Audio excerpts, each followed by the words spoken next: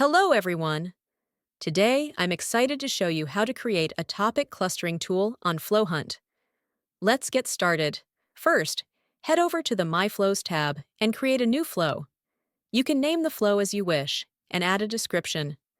After that, you'll be directed to the Templates page, but since we want to build this flow manually, you can close that tab. Now, you'll be greeted by your canvas. This is where all flows are created. The first step in our flow creation journey is adding the fundamental components: the input, which is the user's query, and the output, which is the chatbot's response to that query.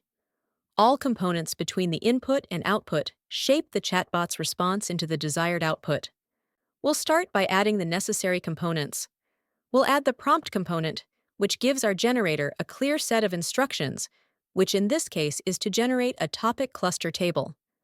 The prompt is provided in the description below and displayed on the screen if you'd like to copy it.